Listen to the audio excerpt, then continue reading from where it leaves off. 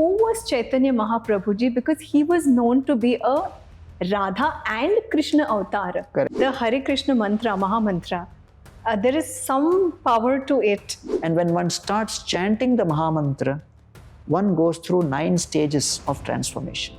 Srila Prabhupada reached London. He was asked, Swamiji, why you have come to London? And Prabhupada said the British came and looted India for 300 years, but they forgot to loot the most precious jewel, Bhagavad Gita. I have come to do home delivery of this. I really feel that Mahabharat and Ramayan should not be called a myth and bracketed under mythology. We should proudly call it our history. You should speak more about Mahabharata and Ramayan. And when you have young influencers, speak about these literatures, practice them in their lives, study them deeply, change the whole narrative about what actual history is all about. So many young people will follow you.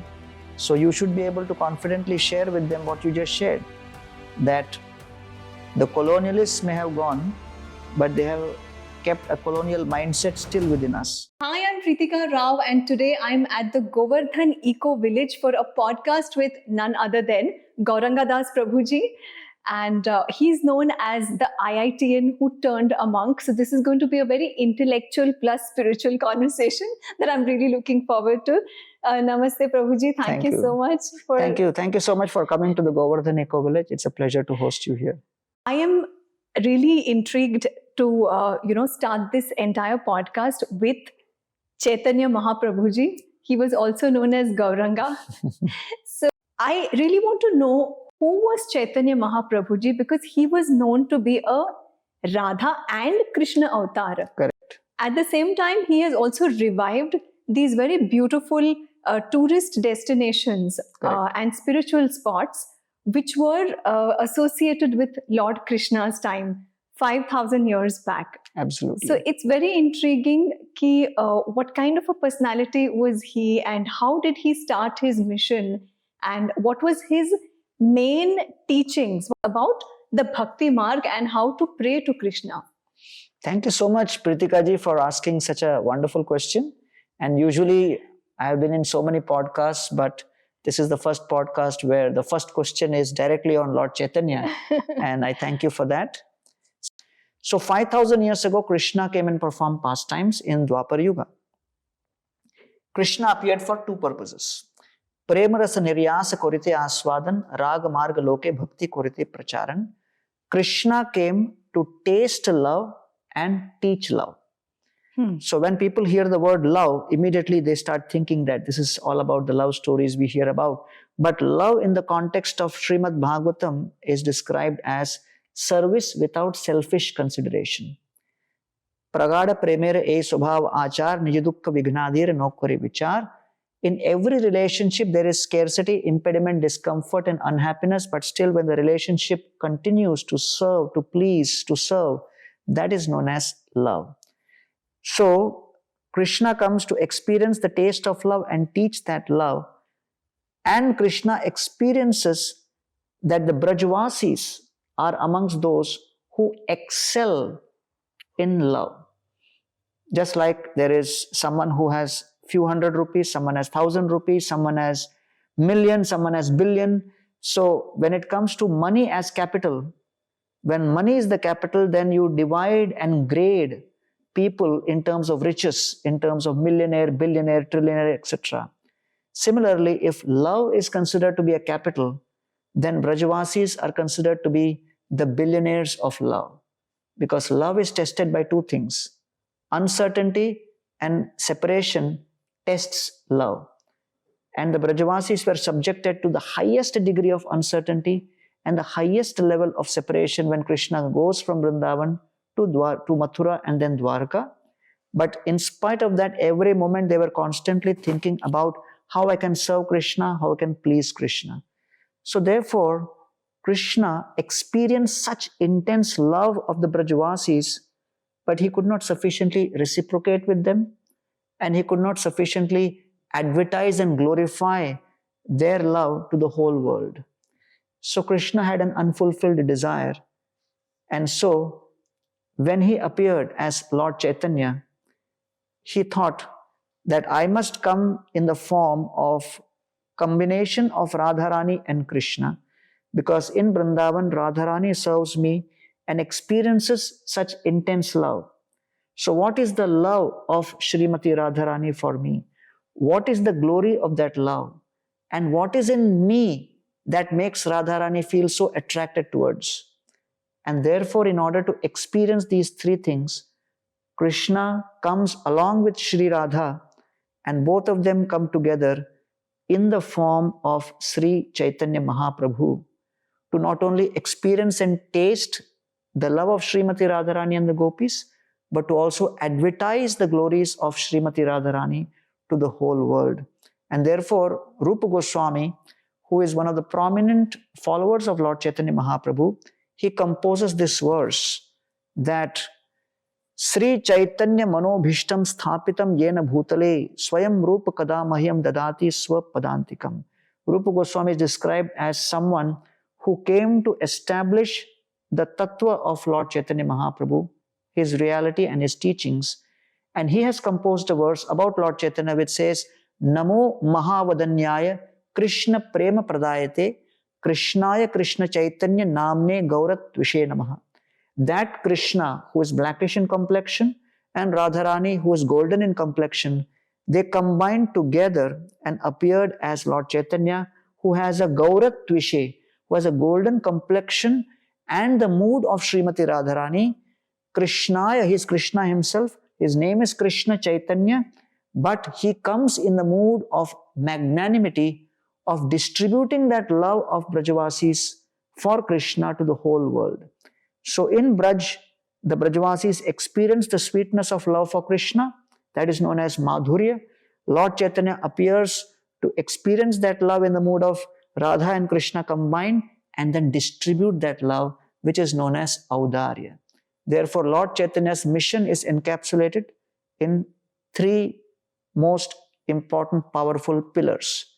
First is known as Name Ruchi, which is aspiration to serve by deepening one's understanding and absorption in the holy name. So Lord Chaitanya came and established the chanting of the Hare Krishna Maha Mantra as the Sankirtan. And therefore this Sankirtan is the main weapon which Lord Chaitanya Mahaprabhu used. And therefore this Sankirtan is the congregational chanting of the holy name. Bhattacharya kohe ei madhura kirtan, Chaitanya re srishti ei nama Sankirtan. So this whole Sankirtan has been created by Lord Chaitanya Mahaprabhu, which consists of the chanting of the holy names Hare Krishna, Krishna Krishna, Hare Hare, Hare Ram, Ram Ram, Hare Hare, which translates as, I am so grateful to the Supreme Lord Krishna and Srimati Radharani for giving all resources for me in my life. Out of that gratitude, I have a plea and prayer. How can I serve you? So that is known as aspiration to serve, Name Ruchi, taste for holy name. Then comes Vaishnava Seva, which is action to serve. Then when we are asking for seva, asking for service, when the service comes, we start engaging in that service. When we perform that service translates as action to serve. Then we come to the third, which is Jive Daya, which is giving access to the souls to serve. When I am satisfied, full, then I want to also distribute to others. So when the soul is completely satisfied and blissful by the chanting of the holy names, by experiencing the reciprocation with Krishna, with pure love, then one wants to distribute that love with others. So aspiration to serve is Name Ruchi, action to serve is Vaishnava Seva, and giving access to serve out of compassion to others is known as Jive Daya. These are the three pillars of Lord Chaitanya Mahaprabhu's mission in this world. And 500 years ago, he came to do something revolutionary. He appeared in Bengal, but his aspiration was to go and recreate Vrindavan. Why? Because after Krishna departed, he told his great-grandson Vajranab to create Vrindavan as a beautiful holy place of pilgrimage.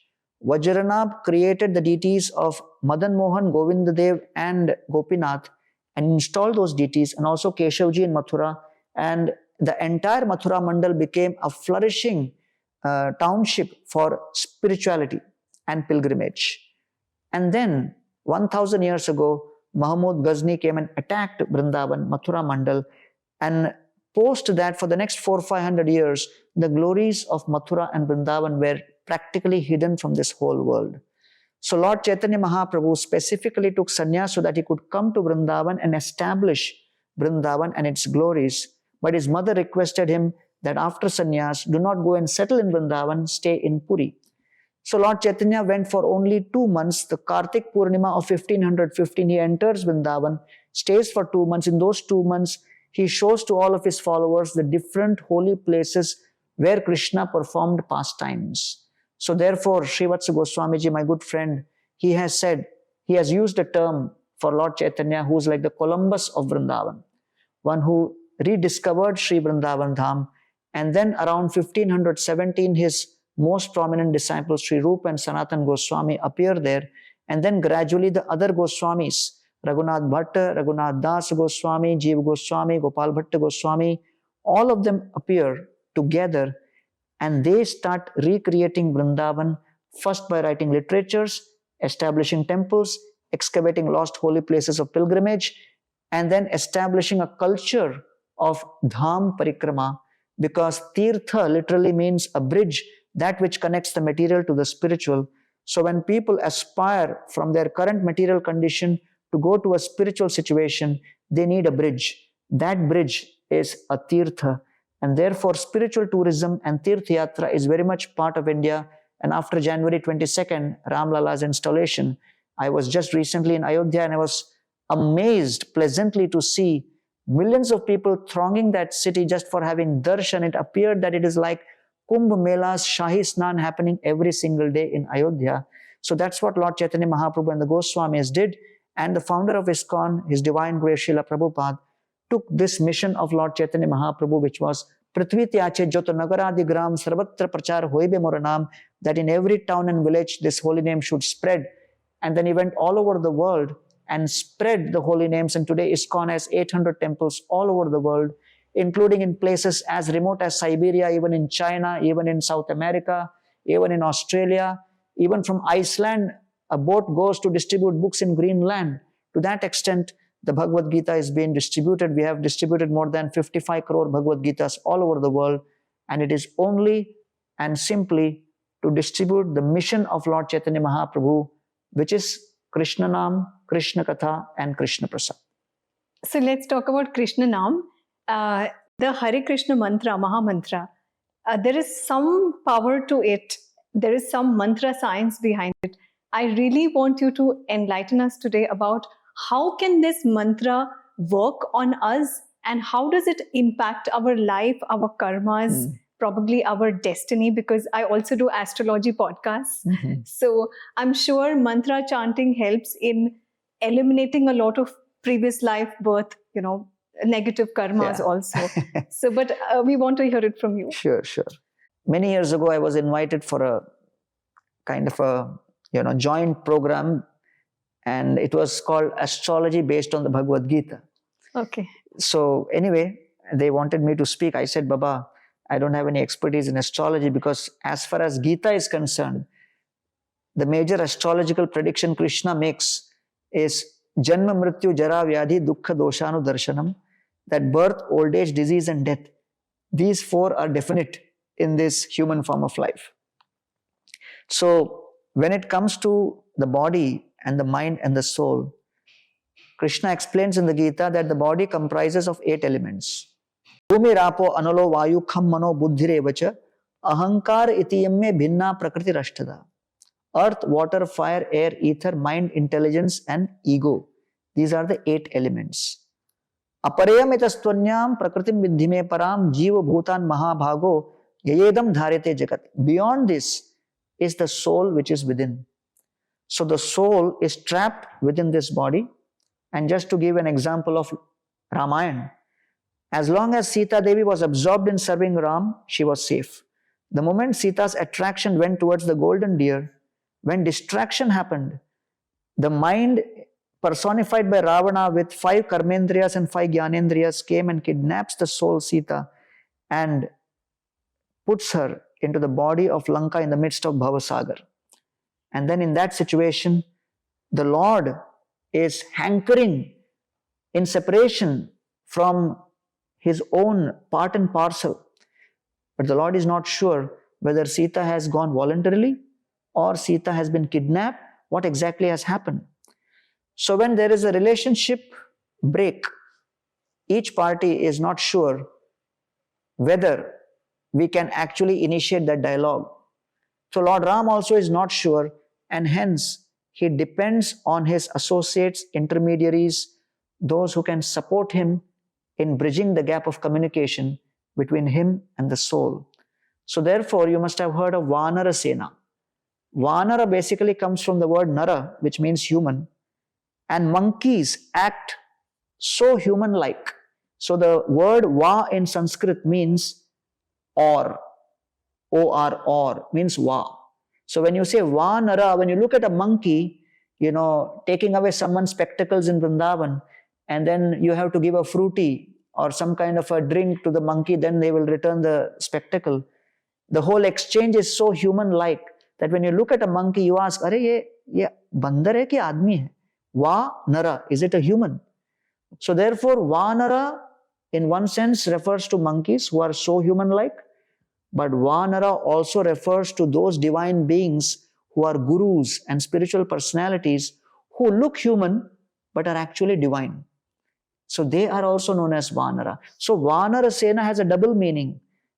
It not only means the army of monkeys, Vanara Sena also means the army of divine personalities who come to rescue the soul from the body engagement of Lanka and reunite the soul back with Lord Ram.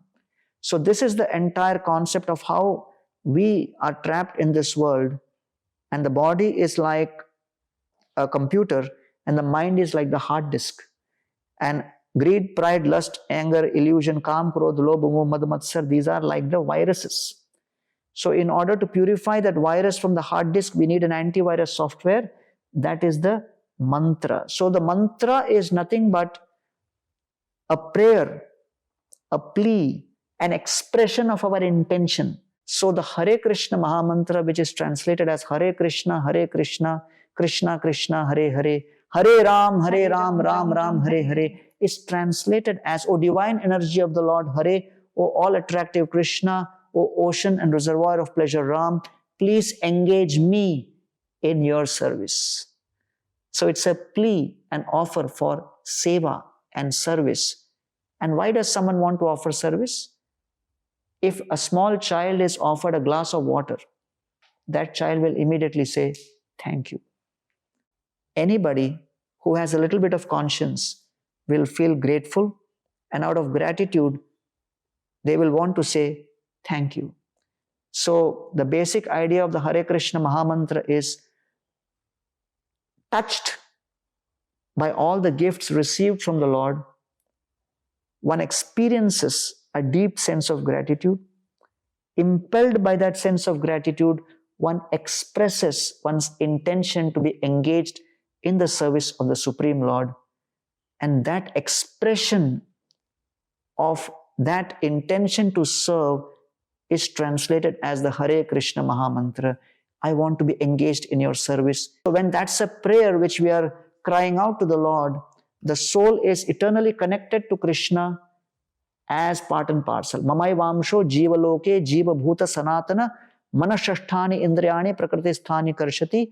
The soul is part and parcel eternally of Krishna, and so it is a reuniting of the soul with Krishna in eternal service. That's the meaning of the Hare Krishna Maha Mantra. And when one starts chanting the Maha Mantra, one goes through 9 stages of transformation. The first is known as Adav Shraddha. Shraddha means some faith. So you have some faith that, okay, there is more to life than just, eating, sleeping, and having fame and money and the good life and house and all of that. There is some more purpose. That's why you choose topics in your podcast which are of a deeper nature, of a spiritual nature, that which impacts people in terms of their life's goals.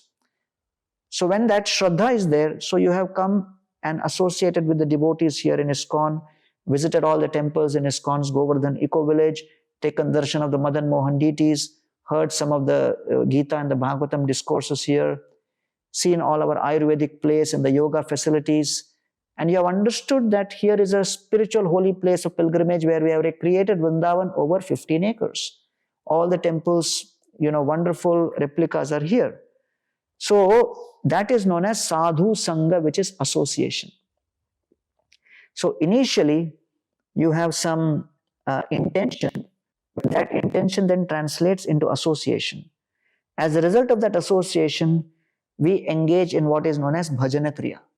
So what we are doing is part of Bhajana Kriya, where I am speaking Krishna Katha. I am speaking about Krishna, and therefore Krishna says in the Bhagavad Gita that Macchitta Madgata Prana Bodhayanta Parasparam Katayantaschumam Nityam Tushyanti cha Ramanti cha. When two people come together and discuss about Krishna and go deep into the philosophy, Tushyanti, they feel satisfied, Ramanti, and they feel a deep sense of joy in that conversation. And therefore, as we engage in Bhajana Kriya, the Bhajana Kriya is basically coming from the word Bhaja. The word Bhaja means an aspiration to serve, a plea, a prayer to serve. And therefore, the word Bhakti is translated not as just devotion, but it's translated as devotional service. And Bhajana Kriya literally means three things. What? Anyabhilashita shunyam, without having any other ulterior motives and desires. Anya abhilashita shunyam. Second, jnana karmadi anavratam, without any mixtures of the satisfaction of accomplishment or use of intellect and thinking that I am the doer because of my intelligence or my achievements. Third, anukulena Krishna anushilanam, engaging in service which is favorable and pleasing to Krishna is known as bhaktir uttama, uttama bhakti, or highest devotional service. So that is known as Bhajana Kriya. So Shraddha, faith, Bhajana Kriya, Sadhu Sangha, which is association, Adav Shraddha, which is initial faith, leads to Sadhu Sangha, association. Then we lead to Bhajana Kriya, which is engagement in the process of devotion. Then that results in the fourth stage, which is known as Anartha Nivritti. What is Anartha? Artha means money. The day when demonetization happened, then certain rupee notes were without value. That means if I show that to somebody, I will not get anything in return. That is known as Anartha. That means by showing that currency, I don't get anything in return. So, Kama, Krodha, Lobha, Moha, Mad, Matsar, greed, pride, lust, envy, anger, illusion, these are known as anarthas because by showing that I am greedy, I am lusty, I am angry, I am proud, I am an illusion, I cannot purchase anything in the spiritual world. In the material world, it may be very much respected and people may give a lot of notice to these things. But in exchange, I cannot purchase anything in the spiritual domain. Therefore, it becomes valueless in the spiritual domain. It's called anartha. So that is anartha nivritti, means by the chanting of the Mahamantra, gradually Kama goes down, Krodha goes down, Lobha goes down, and Krishna says, Trividam narakasyedam, Dwaram nashanam atmana, Kamam, Krodham, Tatha Lobham, Tasmat, Etat Trayam Tajit. That the three gates to hell are lust, anger, and greed. And by anartha nivritti, we mean these are decreasing. Then we come to the next stage. Shraddha, Sadhu Sangha, Bhajana Kriya, anartha nivritti, then Nishtha. We get faith.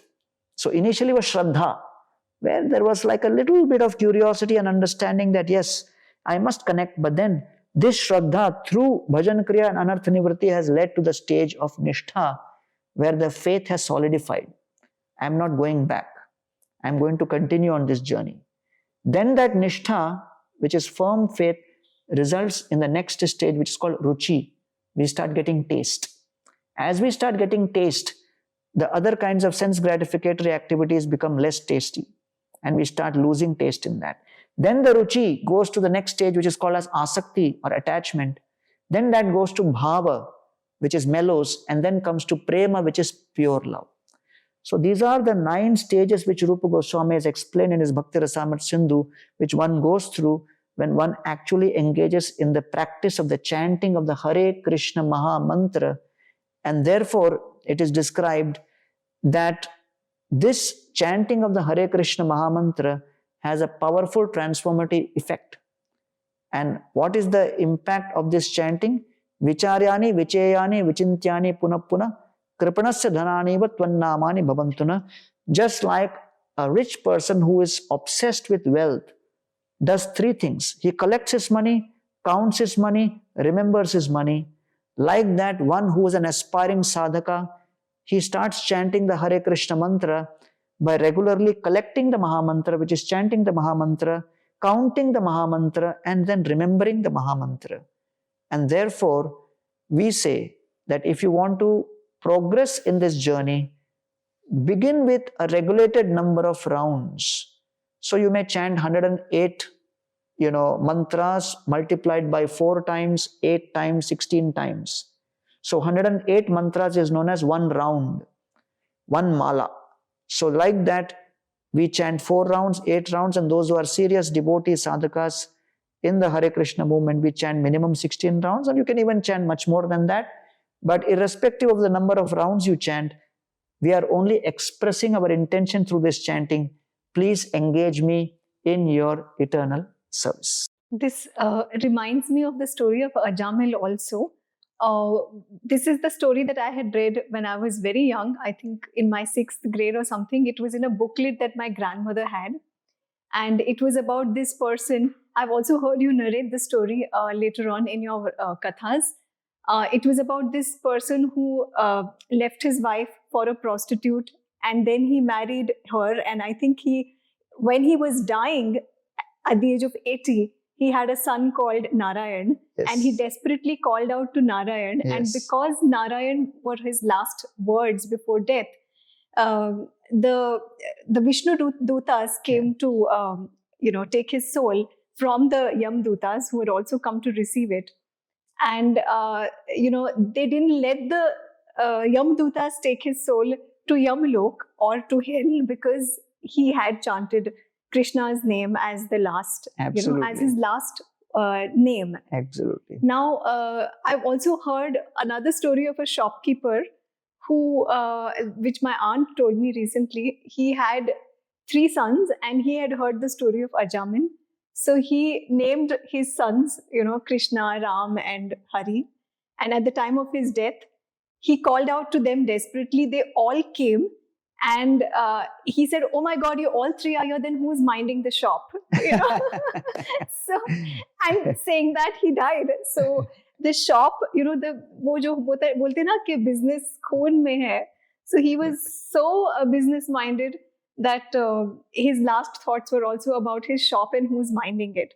So I feel that your life and probably the last thoughts are the sum total of the life that you have actually led and what you're really passionate about. Like, he was so passionate about his business that his business was the last thought he was thinking about. So is this why the Hare Krishna mantra has been asked to be repeated so many times in a day, so that it becomes a part of our system, and so that even at the end, while leaving, that's the first name that registers? First of all, I must congratulate you, Preetika ji, for being such an excellent ambassador of the message of the Srimad Bhagavatam. Good. And I would say that you should also seriously think of sharing pastimes from the Srimad Bhagavat and Ramayan amongst the young generation especially, because many of the youth currently may not be aware of the glories of these literatures and the significance of these literatures, but seeing the passion and the conviction with which you are sharing these pastimes, I'm very impressed. And I must recommend that you should study these literatures more deeply and make it as part of your mission to spread this and also practice in your own life, because you are at the right crossroads as far as your own spiritual life is concerned. So first of all, I must acknowledge that I'm very impressed by the accuracy with which you are representing this literature. So yes, you are right. Krishna explains in the Bhagavad Gita about death. So I have explained in my other podcasts that what is the difference between material knowledge and spiritual knowledge? Because practically knowledge is of different types. So Krishna explains to Arjuna in the Bhagavad Gita, Raja Vidya Rajaguhyam Pavitram Idamuttamam. This knowledge is the topmost knowledge and topmost secret. So the only difference between material knowledge and spiritual knowledge is material knowledge is knowledge of all the topics up till the time of death. And spiritual knowledge is the knowledge of how to help the soul travel a journey beyond death. So if someone says, I am only interested in the journey of the soul till death, then he comes in the category of being materialist. If someone says, I'm interested in planning and taking the journey beyond death, then that is known as spiritualist.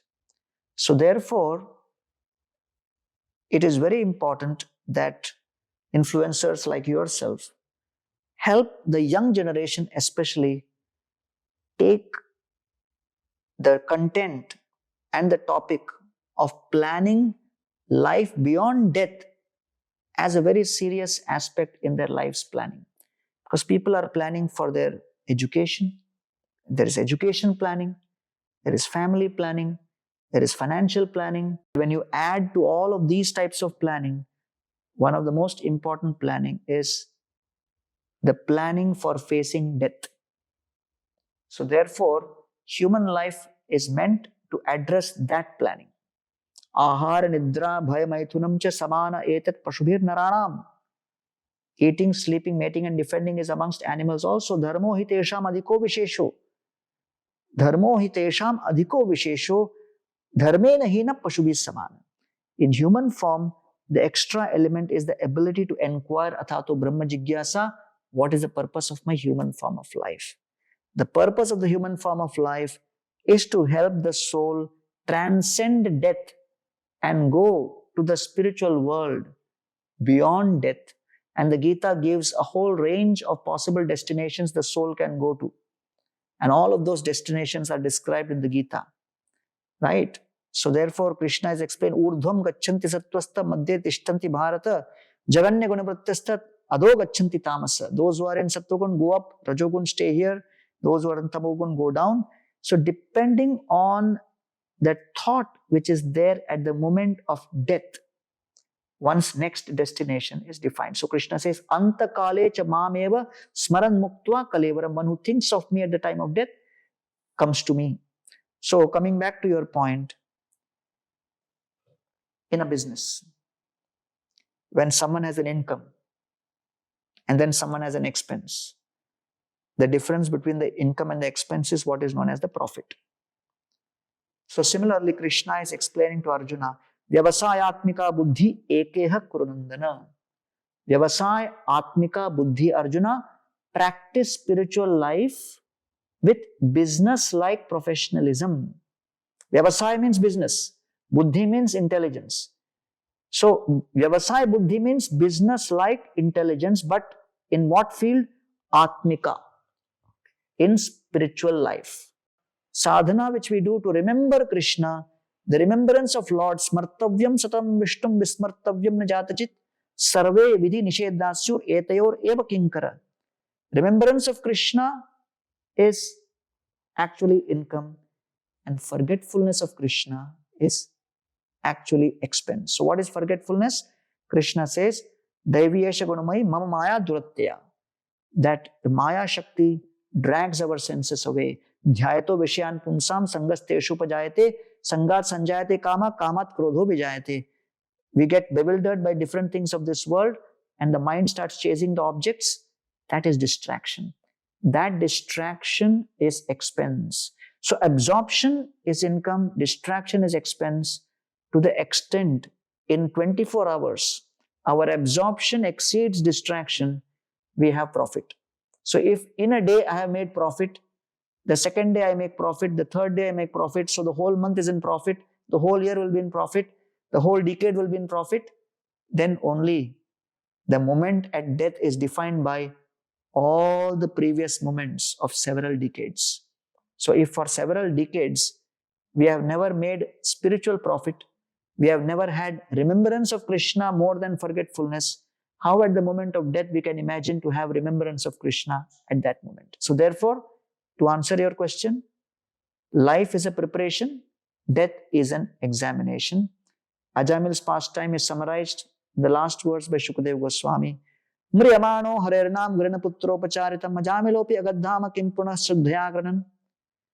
Ajamil called out the holy names intensely only at the time of death, number one. Number two, Ajamil was calling out to his son, not to Supreme Lord Narayan. Number three, Ajamil was still leading a sinful life till death. Number four, Ajamil did not hear the glories of the holy name.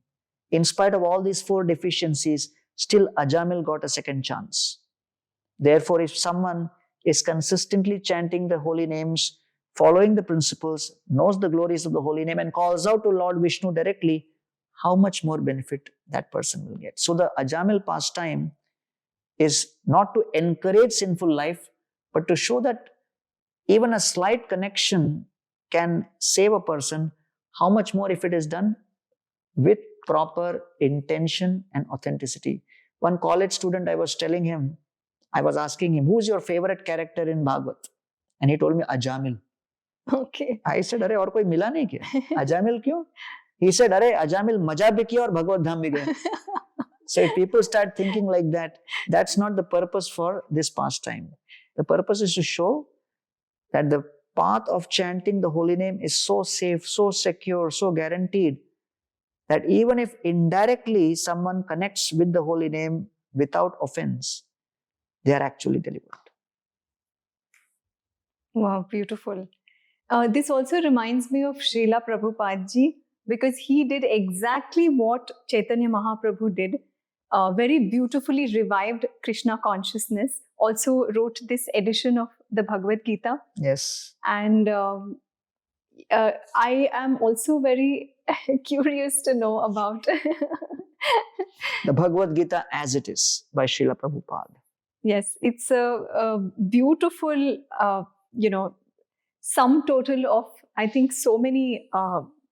Whereas I think you will also have to tell me, where did Srila Prabhupada gain all of this? Was it from the Upanishads? Did he take all of this from the Upanishads or the... I'll tell you. Bhagavad Gita comes as part of Mahabharata. Yes. So, the Bhagavad Gita itself is of 700 verses, but because it is consisting of the 5 main topics, Ishwar, Jeev, Prakriti, Kala and Karma, so it is also known as Gita Upanishad. Yes. So, Gita Upanishad. So, what Prabhupada did was, all of these verses have been commented upon by Acharyas, like Sripad Madhvacharya, Ramanujacharya, Jiva Goswami, various Acharyas, and have commented on the Bhagavad Gita. So what Srila Prabhupada did was, he took all of these commentaries, studied them thoroughly, and then he combined the essence of all of that along with his own realizations and explained this in what is known as Bhaktivedanta purports. So the Bhaktivedanta Book Trust International has published an app which is called the Transcend app. So the Transcend app is available in all the app stores, and in that all the books of Srila Prabhupada and more of all the Acharyas are available in both text and audiobook format. So it's a complete audiobook available along with text reading and multiple other options. So therefore, Srila Prabhupada published this originally with Macmillan, then later with our own publishing house, which is known as the BBT or the Bhaktivedanta Book Trust International. So that's how Srila Prabhupada wrote the Bhagavad Gita. I know his life was documented, but is there any instance which describes him to be an incarnation of Lord Krishna or something like that? Or was he, who was Bansi avatar of Krishna? I've heard that somebody was the Bansi avatar of Krishna. Well, Srila Prabhupada is definitely one of the empowered acharyas. So we don't call them as incarnations of Krishna as such, but someone who's empowered by the Lord to spread the mission, and it is known as in Chaitanya Charitamrita, Krishna Shakti Vina Nahi Tara Pravartan. So one who has received the Krishna Shakti, but which comes in the Acharya Parampara. So they are the great Acharyas, and the Acharyas do not consider themselves to be Krishna, but they consider themselves to be eternal servants of Krishna, who are here to spread the message about Krishna, but empowered by Krishna and his other wonderful associates and the Guru Parampara. So that's, the idea. And in the 4th chapter of Gita, Krishna himself tells Arjuna, for you, Arjuna, I am giving the Gita directly. But for people in future, how will they get the Gita?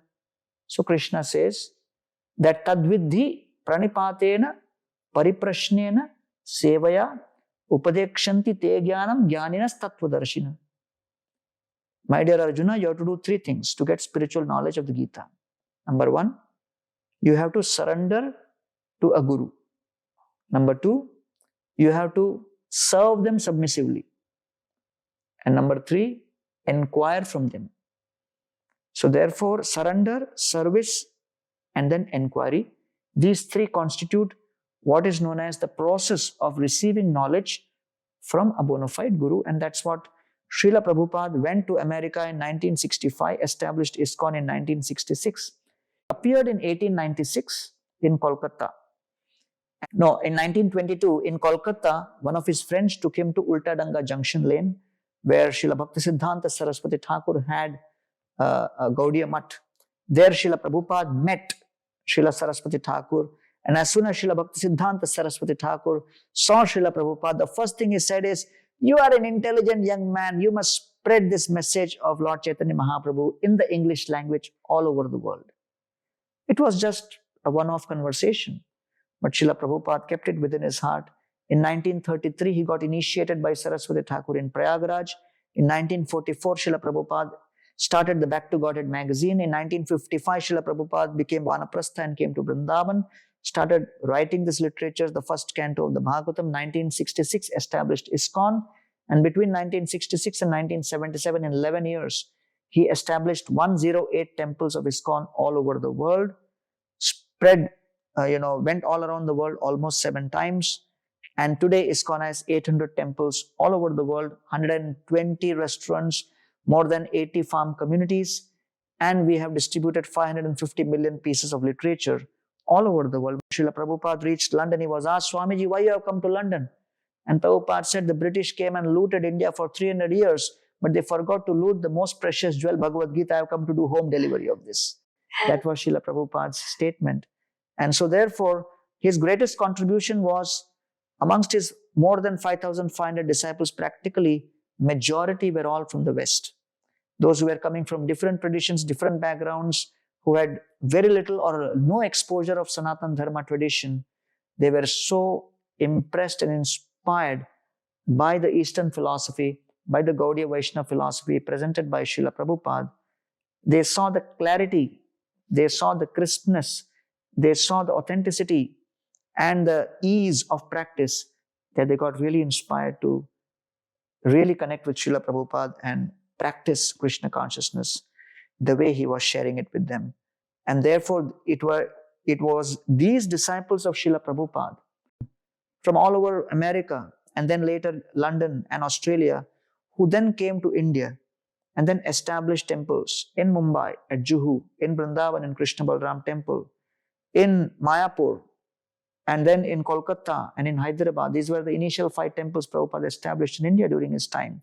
Today, India has grown to more than 350 temples, and in Mayapur, the largest temple in the whole world in the form of Temple of Vedic Planetarium is being built, initially funded by Alfred Ford, Mr. Alfred Ford, the great grandson of Henry Ford.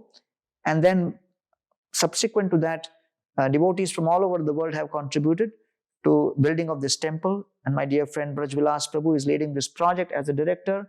And by the end of 2025, this beautiful temple will be inaugurated and will become a beacon light of inspiration and attraction. And it combines science and spirituality, because not only there is a temple, but the entire structure of the universe will be displayed there. It will be a Vedic planetarium where people will come and understand, I am here, but apart from my planning of my journey as part of tourism within this world, I can also plan for my journey beyond death amongst all the planetary systems displayed here, and go beyond all these planetary systems to the spiritual world. So that's the scope and the breadth and the depth of this Vedic planetarium temple which Srila Prabhupada is planning. Amazing. So many questions just popped in. Yes, you were talking about his disciples. There was one video that popped on my mobile screen where one of his disciples was asking him that Srila Prabhupada ji, we have been sinners since so many lifetimes. How can we, is there any way to eliminate or get liberated from all these sins in one lifetime? And Srila Prabhupada ji immediately said, 1 minute. He was like, in only 1 minute you can get liberated, because Krishna has given this, this blessing to everybody in Kali Yuga. Right. That if you just surrender, only if you surrender to him, you can get liberated out of all the manifold sins in just one lifetime. Absolutely. So that was very beautiful. Also, talking about Mahabharat and Ramayan, and you're also doing Ramayan episodes on your channel, this thought keeps coming to my mind all the time. So being a student of history and having majored in history at Mumbai University, I always feel saddened by the fact that Mahabharat and Ramayan, which is actually history, it's Indian history, have been, we have been brainwashed over generations that it is a myth and it's bracketed as mythology. And people in India pronounce it as mythology, completely, blissfully unaware that they are actually dismissing our culture and our history into the bracket of a myth and calling it mythology. So if we actually, check our history, we realize that our Indian ancient civilization is 5,000, 7,000 years old, even older than Egypt and Sumeria and Mesopotamia. And if, of course, our literature with the Vedas and even Mahabharat, Ramayan, which were written by our Munis, if this documented history was found in any other part of the world, it would have been celebrated as history. But it is so unfortunate that in our country, documented history and manuscripts has been bracketed under a myth and called mythology. And I see this as, the long-standing result of invasion. So 5,000 years back, it was only Indian culture, Indian civilization. But 500 years back, or probably around that time, 15th century, there were foreign invaders and attackers who invaded our country, tried to enforce their culture and their thought process on our land. First, it was the Mughals, and a lot of people there don't know that Mughals were foreigners. They were not Indians. They were Uzbekistani, they were Persian, they were Turks, they were Mongolians, like Genghis Khan was Mongolian, Babur was Uzbekistani, Muhammad Ghazni, Muhammad Ghori, who in my history book said looted and plundered India 16 times. But India was so rich that they still couldn't rob India of its wealth. So I find this the long-standing effect of colonization, first at the hands of the Mughals, then the Portuguese, then eventually the British, who took over Indian reigns, from the Mughals. And then, of course, the Britishers left, of course, only 75 years back. But the Mughals came 500 years back. So many generations. There's nobody to tell us what happened, to tell us the real history of India. It's only through the literatures that we come to know. So I really feel that Mahabharat and Ramayan should not be called a myth and bracketed under mythology. It should be called, we should proudly call it our history. And what would you have to say about it? You should speak more about Mahabharata and Ramayan. And when you have young influencers speak about these literatures, practice them in their lives, study them deeply, change the whole narrative about what actual history is all about. So many young people will follow you. So you should be able to confidently share with them what you just shared, that the colonialists may have gone, but they have kept a colonial mindset still within us. And as a result, most people do not approach these literatures as part of our history. So therefore, there are three kinds of evidences. One is pratyaksha, which directly we see. Second is anuman, which is speculation. Third is shabda. Shabda is what we hear, and it is auporishya. And therefore, all of the Vedic literatures come in the category of shabda. So the four Vedas, the 108 Upanishads, the 18 Puranas, and then we have what is known as the Itihasas, which is Ramayana and the Mahabharata. So as you have rightly said, all of this began with the influence of Macaulay and the education system change, whereas the Sanskrit was such a powerful language that almost 650,000 villages, we had 600,000 Sanskrit Gurukuls in the early 1800s. But over a period of time, when you attack Sanskrit itself, when you break the legs of the entire pedagogy of how the language is taught, then the entire mechanism of reviving and keeping the tradition alive gets lost. And as you have rightly said, that over a period of time, a whole different approach to understanding history has crept in. And I think it's very important that people like yourself, first of all, study and understand our traditional history, understand what the kind of attacks are, and then try to understand how we can defend against those onslaughts. But all of that can only happen when one gets deep conviction in these literatures by personal study, swadhyaya, and through sadhana, which is practice. So sadhana is practice and swadhyaya is the study. So I think what India lacks today, and especially the young generation, is a culture of swadhyaya and sadhana. And I think when young people see influencers like you, that who have access to any kind of literatures, and you could be promoting any kind of narratives, but you are so conscious and so concerned about the loss of our tradition and culture, and you are feeling so agitated that Ramayana and Mahabharat are being inserted like this. So we need people like you to be the youth icons, to actually speak up with conviction, and that conviction will come when you start studying these literatures deeply. You start studying the Gita, you start studying the Bhagavad, you start studying the Ramayana and Mahabharat, and then you start practicing some sadhana based on that.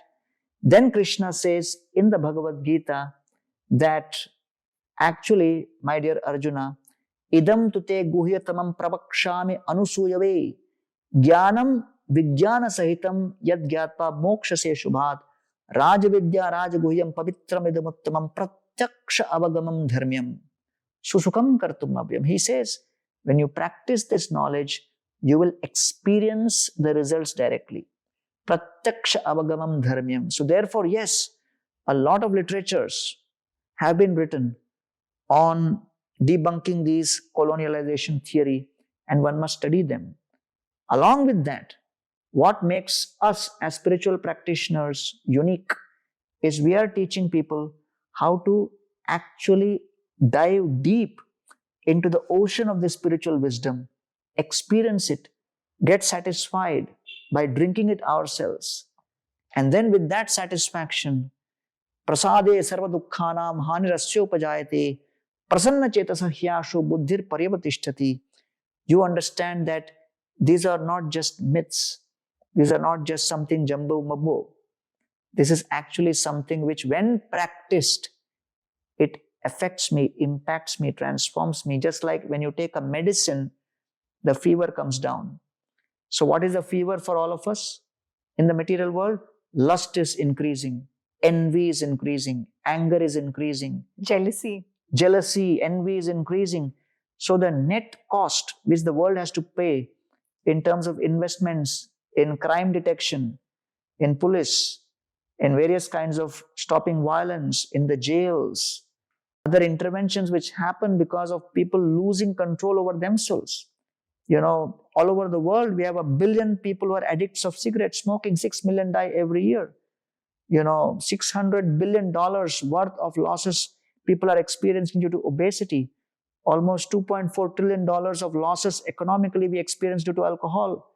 $1.4 trillion worth of losses we experience due to smoking. So these are all real figures of losses experienced economically due to lack of control over one's own self. And therefore, it is important for people like you who are actually inspiring the youth through your influential messages that, hey, I also practice spirituality in my life. I also study the scriptures in my life as part of my daily routine, and I'm proud of it. And I'm very happy to share that these and study of literatures have authentic, genuine impact on me. So this is what the world needs today. And through this podcast, I want to encourage more and more youth to move in the direction of authentic spiritual practice and deep Shastric study. And today, it is revealed that the spiritual tourism is growing at a rate faster than ever before. And the number of youth who are visiting the temples has grown up by almost 10 times.